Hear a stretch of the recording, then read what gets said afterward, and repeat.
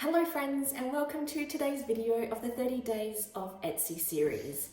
So it's been 7 days since I first opened up my Etsy shop, and I thought today I would just go through a few key things and a few key takeaways that I learned from having my shop open for 7 days. Now, to be 100% honest, I feel like I've had to take a little bit of a back seat on my Etsy shop. I haven't really given it the full attention that it deserves.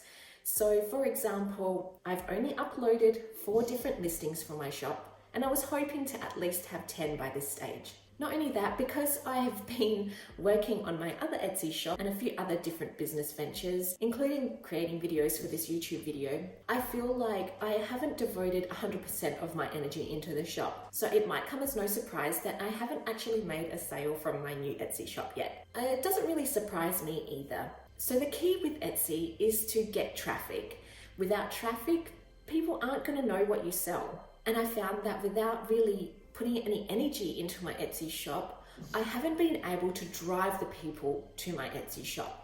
So I haven't really focused heavily on my SEO or my titles and my tags. These are the things that really set you apart and allow your listings to get found in the higher rankings of Etsy search. So you might have the question, so when am I going to get my first sale on my Etsy shop? And I guess that is determined on time, really.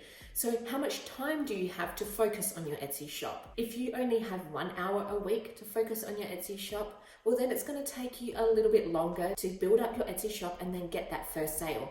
But if you focus 5 hours a day, every day of the week on your Etsy shop, well then you're going to see results quicker.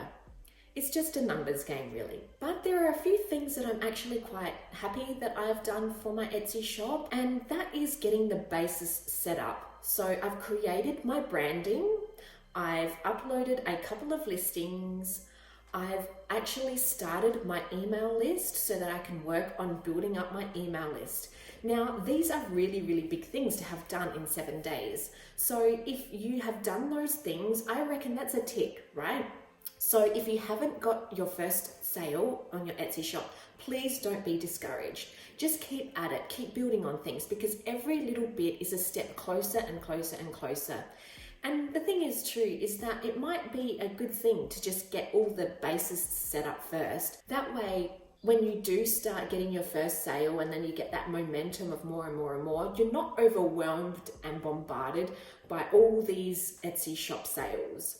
And then it comes to the point where you're just so overwhelmed and you can't actually fulfill those orders, or you can't keep up with all the conversations and the customer service and things like that. So next week, we're going to be diving into more of the Etsy SEO. So I'm going to be talking about optimizing your titles, optimizing your product descriptions, optimizing tags, and then also optimizing images. Now you might be thinking, oh, how do you optimize images? But there's a few tips and tricks that you can use in order to use your Etsy images in order to get you higher up in that ranking. Also, I'll be going through the Etsy score rating, so you can actually do a couple of things to increase your score rating on Etsy. We'll be going through how to start up your email list, and I'll also be going through a step-by-step tutorial on how you can use Flowdesk in conjunction with your Etsy shop to start building up your email list.